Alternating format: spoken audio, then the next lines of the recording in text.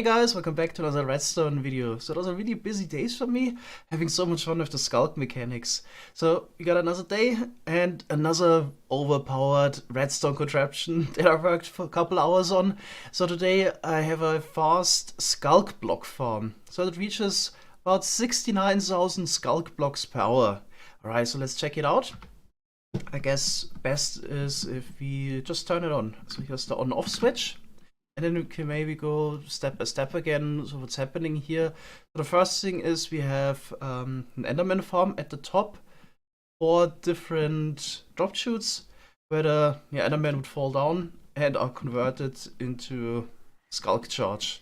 The catalyst nearby and Sculk bubbles go up the elevator and are put into the system here where they convert stone blocks into Sculk blocks. So as you can see, this is not moving very fast, but there is new stone incoming. So here we got a stone generator, pushes in 15 stone on each side every 30 ticks. And then we actually split this up into 4 lanes. So every 120 ticks or 6 seconds, we push those blocks. I thought it might be a good idea to slow down the part where the blocks are being converted into Sculk. Because I noticed if you push it too fast, then you just miss a lot of blocks. So by slowing it down, I think this is a lot more efficient. Okay, so yeah, we got those slow moving pillars there, but we need to actually mine it really fast. That's what we can see here in the middle. We're actually mining 72,000 blocks per hour at most. But of course, we have to get this into a nicer shape. So there's all kinds of pistons. Converting those blocks into a nicer shape. I tried to make it quite simple. I'm not using a single double piston extender or something like that. And I think this works out pretty well. So even if the player fails to mine a block, whatever, there's always some crying obsidian here that would block the blocks from being pushed somewhere, so nothing can go wrong even if you miss a block. You can also still see sometimes some stone is making its way through, but it's also quickly being dealt with. So the problem with having stone in there is, since you obviously need a hole to break the Sculk blocks, you couldn't mine the stone. And this would just get stuck, and the whole lane would then get stuck in case you never are able to break the stone. So that's why we have a moss block here on the side that gets bone mealed. So the stone is converted into moss, which you can also mine with the hoe, but also continuous blocks will just punch it out as well. So this way, we deal with the leftover stone blocks. It would be nice to somehow detect if a block is a Sculk block or a stone block, but there's not really a fast way to do this. I think this, just converting it into moss, works pretty well. I heard already a couple rumors that the Sculk blocks might get a bit more functionality, which might make it possible in the future to detect it or to differentiate it from the stone. But for now, I think this moss mechanic is pretty good. Of course, it needs a lot of bone meal. I haven't added it yet. You can also make a fully automatic bone meal farm using the moss as well, ironically, and hook it up to this. But, well, this would be just copy and pasting a moss farm here in the back, so that's not much gain if we would actually do it now. And this also might change in the future. Yeah, so this works pretty well. Already tested this. So sometimes there's stone in there, which reduces the efficiency slightly, and also you're running out of hose. That's the second issue. We actually also need another source of XP to repair the hoe, otherwise the contraption would also get stuck. So might be an idea to add a 4th drop chute for the Enderman and have a little, probably wizard powered setup, break some blocks in order to direct some XP towards the player. But, well, we have to see.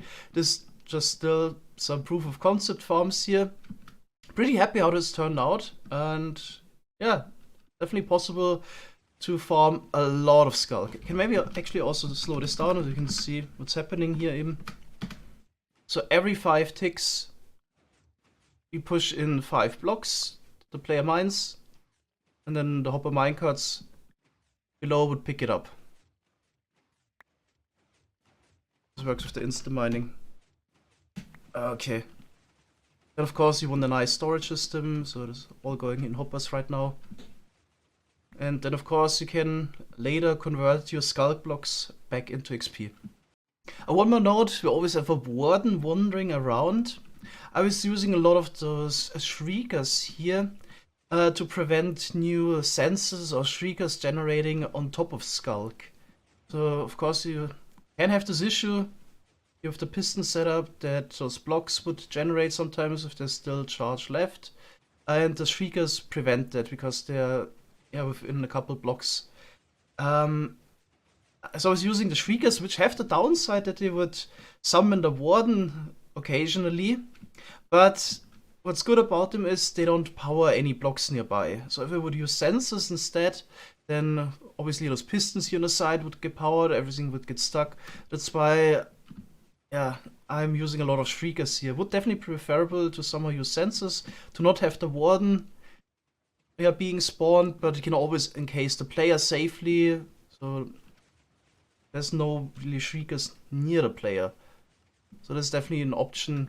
Or you can also use light level, prevent the Warden from spawning where it could hurt the player directly. And the Warden here wandering around wouldn't affect the farm. I just want to answer one more question that I had in the previous video.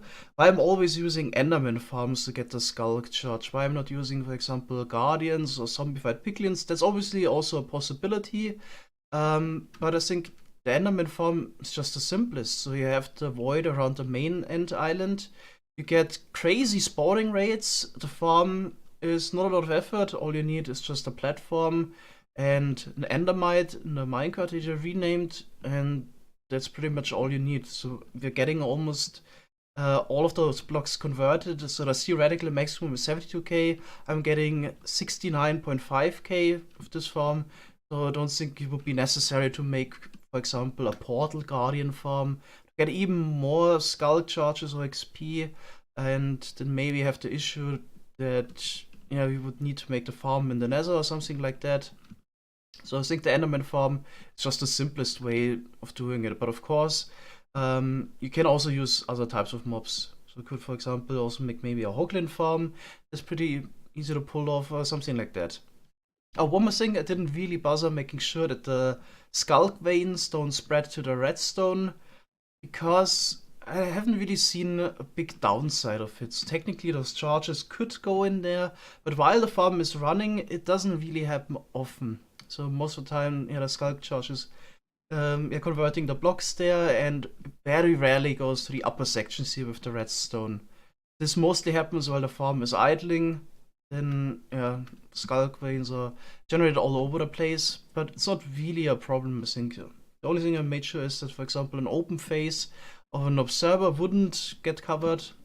But yeah, apart from that, there's not a big downside, I feel like. Alright, I think this farm here definitely proves that it's possible to farm the Sculk blocks at a decent speed. We almost maxed it out here. We came within 3-4% of the theoretical maximum. Alright, that's it for today. Thanks guys for watching, and see you next time. Bye bye.